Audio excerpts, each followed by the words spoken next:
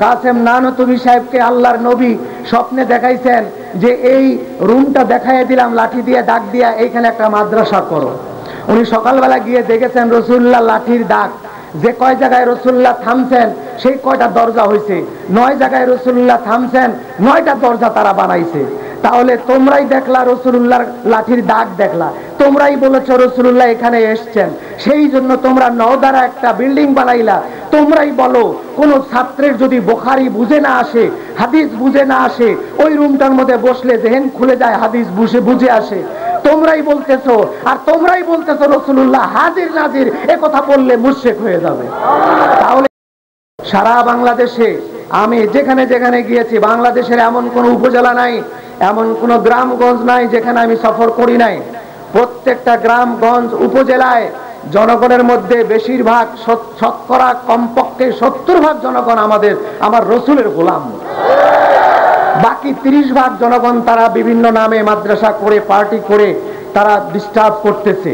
আমরা কি যদি ঐক্যবদ্ধ হয়ে একটা প্ল্যাটফর্মে আমরা যদি একজন আমির দেখাতে পারি, তাহলে এই 70% জনগণ কি আমরা পাবো না? এই 70% জনগণের শক্তি যদি আমরা ব্যয় করতে পারি, বাংলাদেশ থেকে সেই ওয়াহাবিয়াত নজদিয়াত যেখান থেকে এসেছে ওখানে আবার যাবে। এদেরকে বাঁচতে হলে নজদে যেতে হবে, বাংলায় নয়। আগামী দিন সেই আওয়াজ আমি আপনাদের কাছে চাই, সেই ঐক্য আমি আপনাদের কাছে চাই।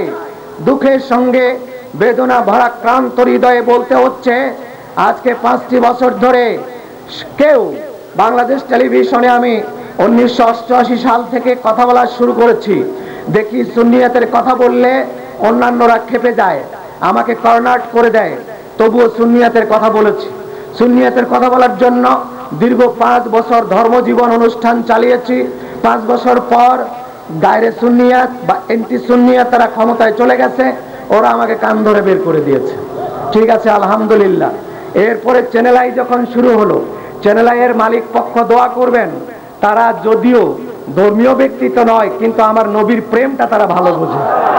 এই প্রতিবেদনটা করার জন্য আমরা যখন যাই, এমনি আমাদেরকে নিতে পারে না, অনেক খড়কুটা পুড়িয়ে অনেক টাকা খরচ করে আমাদেরকে নিয়ে যায়।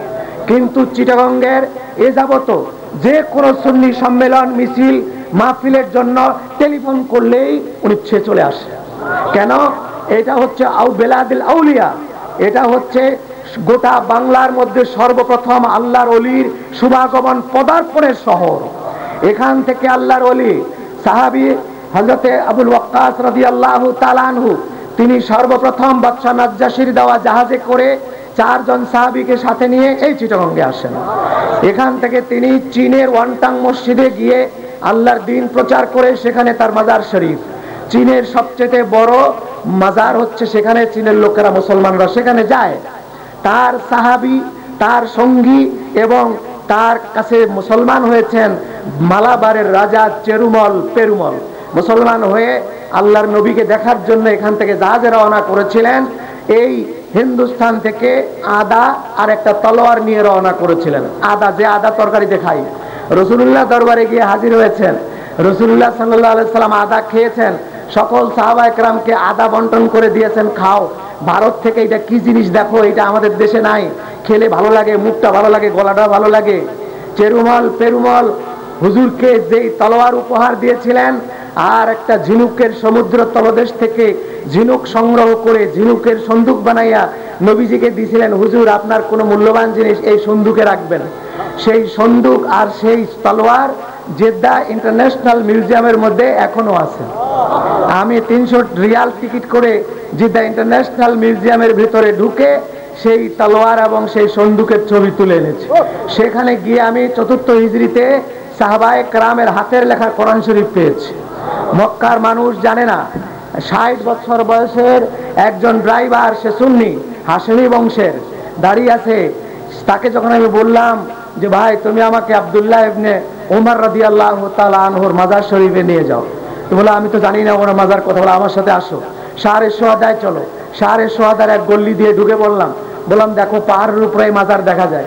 মাজারের কাছে গিয়ে যখন নেম প্লেট দেখছে মাকবারাতু আব্দুল্লাহ ইবনে ওমর রাদিয়াল্লাহু তাআলা আনহু, মাথায় হাত দিয়ে সে বসে পড়েছে, আমি হাশেমি, এখানে আমার বাপ দাদার জন্ম, আমি জানি না, তুমি জানলা কেমনে? আপনারা ঘাবড়াবেন না, সৌদি আরবের আলেমরা সবাই ওয়াহাবি, সবাই সেখানকার বেয়াদব বা ইয়াজিদি তা নয়। সেখানে সৈয়দ মোহাম্মদ আলবি আল মালিকি আল হুসাইনি রহমতুল্লাহ আলাই, জান্নাতুল মুআল্লার মাঝখানে উঁচু কবরটা তার বাড়িতে আমি গিয়েছি রুসাইফাতে। সেখানে শবে কদরের দিন গিয়েছি, সেখানে শবে কদর হয়েছে, সেখানে মিলাদ হয়েছে, সেখানে দাঁড়িয়ে কেয়াম হয়েছে, সেখানে সিন্নি বিতরণ হয়েছে। বাংলাদেশের তেলাচোরা মৌলবী, এদের খবর বেশি তো বেশি বাথরুম পর্যন্ত। তেলাচোরা কি কোনো সময় ড্রয়িং রুমের খবর রাখে? তেলাচোরা কি 10 তলার খবর রাখে? তেলাচোরা খবর রাখে বাথরুম, টয়লেটের খবর রাখে। এই টয়লেটের খবর রাখনেওয়ালা তেলাচোরা মৌলবীরা বলে বাংলাদেশেই খালি মিলাদ আর ইসালে সওয়াব আর ওরস, সৌদি আরবে এগুলা নাই, যেখান থেকে ইসলাম আসছে সেখানে নাই। বাংলাদেশে মিলাদ শুরু হয়েছে পরে, যেখান থেকে ইসলাম আসছে সেখানে মিলাদ শুরু হয়েছে আমার নবীর আমল থেকে, আজও সেখানে মিলাদ চলছে। এই বছর আমি শেখ মোহাম্মদ সৈয়দ মোহাম্মদ আলভিকে আমি বললাম যে আমি আপনার সাথে একটু কথা বলবো। উনি বললেন বসো। 2 ঘন্টা তিনি হাদিস পড়ালেন, হাজার হাজার ছাত্র, লাখ লাখ ছাত্র। 32 বছর হেরেম শরীফে তিনি হাদিস পড়াইছেন। তার বাবা 40 বছর হাদিস পড়াইছেন হেরেম শরীফে, 32 বছর হাদিস পড়াইছেন। 500 কিতাব লিখেছেন। কয়শো কিতাব? 500 কিতাব লিখেছেন। এবং লক্ষ লক্ষ ছাত্র তার, হাজার হাজার আলেম তার মুরিদ। বৃহস্পতিবার তিনি পড়ান, শুক্রবার মুরিদের সাথে দেখা করেন। বৃহস্পতিবার আমি গিয়েছি, বৃহস্পতিবার তিনি ছাত্র পড়ালেন 2 ঘন্টা। একটা করে হাদিস পড়ায়, একবার করে মিলাদ শরীফ পড়ে, একটা করে হাদিস পড়ায়, একবার করে মিলাদ শরীফ পড়ে। আমি সেটা ক্যামেরাম্যানকে বলেছিলাম তুমি মার খাওয়ার যাই করো, ক্যামেরা অন রাখবা, দেখো হুজুর কি করে। আমি মনে করেছি ইন্দোনেশিয়ার ধর্মমন্ত্রী আসলো, তাকে দোয়া করে বিদায় দিলেন। বিদায় দেওয়ার পর হাদিস পড়ালেন। হাদিস পড়তে পড়তে আমি মনে করছি যে কাম শেষ, হুজুর আমার কথা ভুলে গেছে, আর কথা বলতে পারলাম না। কিন্তু ঠিক 2 ঘন্টা পর আঙ্গুল দিয়ে আমাকে ডাক দিলেন, আসো। আল্লাহর ওলি আর রসুলের পাকের আওলাদ এমনই হয়। 2 ঘন্টা পর ডাক দিয়ে বলেন এসপি ফ্রেন্ড বিলাদ। আমি বললাম বাংলাদেশ। যেই খুশি বাংলাদেশ, খুব খুশি হয়ে বাংলাদেশিদেরকে আমি মারহাবা জানাই। আমি যাই নাই বাংলাদেশে, আমি শুনেছি বাংলাদেশের মানুষ ঈদে মিলাদুন্নবী করে, আমি শুনেছি বাংলাদেশের মানুষ রসুলে পাকের প্রতি মিলাদ পড়ে দাঁড়িয়ে সালাম দেয়। সেই জন্য আমি বাংলাদেশিদের প্রতি খুশি। আওলাদে রসুল আপনাদের প্রতি খুশি। 26তম হযরত হুসাইনের 26তম বংশধর তিনি। তারপর তিনি সেখানে মিলাদ পড়লেন, কিয়াম করলেন, সিন্নি দিলেন, খেজুর খাওয়াইলেন, কাহওয়া খাওয়াইলেন, বিরিয়ানি খাওয়াইলেন। তারপর সেখান থেকে আমি আসছি। সেইটার সিডি আমার কাছে আছে, আমি সিডি বের করেছি, আমার কাছে পাবেন। সেটা চ্যানেলাইতে আপনারা দেখেছেন, আবার আমরা বারবার দেখাবো। সেখান থেকে সৈয়দ আব্বাস তার ভাই সৈয়দ আব্বাসের বাড়িতে গেছি একই রাত্রে। সৈয়দ আব্বাসের বাড়িতে মিলাদ মাহফিল, কিয়াম মিলাদ, কিন্তু একটা জিনিস পার্থক্য। সৈয়দ আব্বাসের বাড়িতে মিলাদ কিয়ামে যখন তারা দাঁড়াইলেন, তখন দব বাজানো শুরু করলেন। খালি মুখ দিয়ে না, দব বাজায় ইয়া নবী সালাম আলাইকুম। আমরা বলি কা, ওরা বলে কুম। তাই একটু বেশ কম পেলাম। আমি জিজ্ঞেস করলাম কুম বলে কেন? বলে তাজিমের জন্য কুম বলি। তাহলে বোঝা গেল আমরা তাজিম করি কম, তারা আমাদের থেকে আরো বেশি। আমরা মিলাদ পড়ি, কিয়াম করি বেশিতে বেশি 10 মিনিট, তারা মিলাদ কিয়ামের রইল 1 ঘন্টা দাঁড়াইয়া। এই 1 ঘন্টা বেবি দাঁড়াইয়া আমরা আগরবাতি জ্বালাই, তারা বাকুর জ্বালায়। বাকুর প্রত্যেকে নাকের কাছে নিয়ে যাচ্ছে একজন। তারপরে কিয়াম পড়তেছে একজনের পর একজন। গত হজের মধ্যে মদিনা মুনাওয়ারার পূর্ব দিকে সৈয়দ আব্বাসের আরেক ভাই আছে, তার বাসায় গিয়ে আমাদের চিটাগঙ্গের করিমউদ্দিন নুরি সাহেব আছেন সেখানে।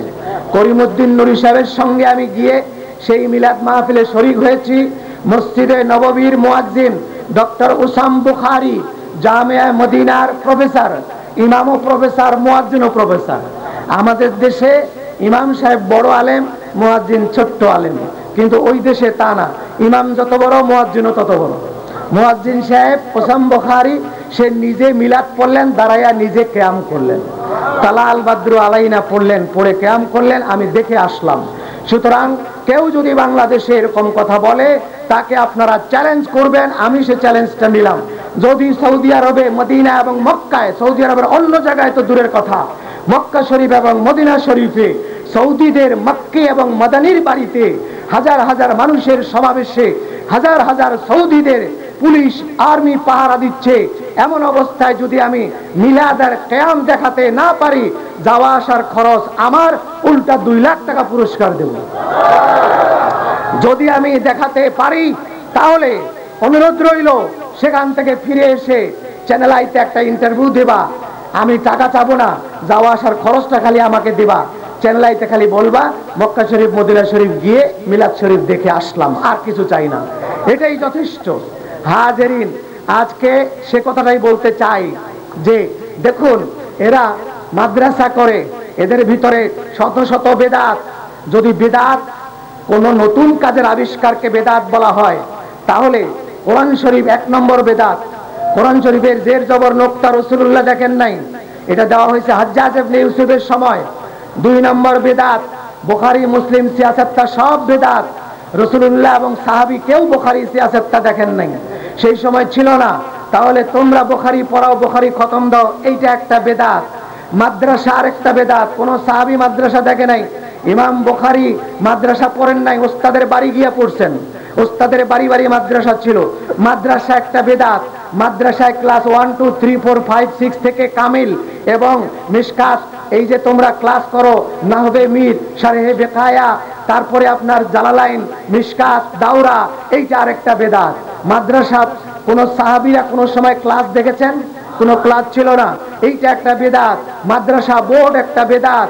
মাহফিল করো তোমরা, সালানা জলসা করো, 100 বছর শেষ হইলে একটা জলসা করলা, সেইটা একটা বেদাত। তোমরা বলো নওদারা একটা রুম আছে দারুল উলুম দেওবন্দে, 9টা দরজা আছে। কাসেম নানতুবি সাহেবকে আল্লাহর নবী স্বপ্নে দেখাইছেন যে এই রুমটা দেখাইয়া দিলাম লাঠি দিয়ে দাগ দিয়া, এইখানে একটা মাদ্রাসা করো। উনি সকালবেলা গিয়ে দেখেছেন রাসূলুল্লাহ লাঠির দাগ, যে কয় জায়গায় রাসূলুল্লাহ থামছেন সেই কয়টা দরজা হয়েছে, 9 জায়গায় রাসূলুল্লাহ থামছেন, 9টা দরজা তারা বানাইছে। তাহলে তোমরাই দেখলা রাসূলুল্লাহর লাঠির দাগ দেখলা, তোমরাই বলেছো রাসূলুল্লাহ এখানে এসেছেন, সেই জন্য তোমরা নওদারা একটা বিল্ডিং বানাইলা। তোমরাই বলো কোন ছাত্রের যদি বুখারী বুঝে না আসে, হাদিস বুঝে না আসে, ওই রুমটার মধ্যে বসলে যেহেন খুলে যায়, হাদিস বুঝে আসে। তোমরাই বলতেছো, আর তোমরাই বলতেছো রাসূলুল্লাহ হাজির নাজির, এ কথা বললে মুশরিক হয়ে যাবে। তাহলে তোমাদের কথায় তোমরা দ্বিধা বিভক্ত, তাহলে মিথ্যা হয় তোমরা। না হলে রাসূলুল্লাহ যদি সেখানে এসে থাকেন, রাসূলের সুরত কোনদিন শয়তান ধরতে, ইন্নাশ শাইতানা লা ইয়াতামাসসালু বি, রাসূলুল্লাহ বলেছেন শয়তান আমার সুরত ধরতে পারে না। আল্লাহ বলেছেন শয়তান আমি আল্লাহ এই কথা বলে ধোঁকা দিতে পারবে, আমি শয়তানকে ক্ষমতা দিয়েছি, কিন্তু আমি মুহাম্মদ এই কথা বলে শয়তান ধোঁকা দিতে পারবে না। আমার রাসূলের জায়গা মর্যাদা আল্লাহ কোথায় দিয়েছেন?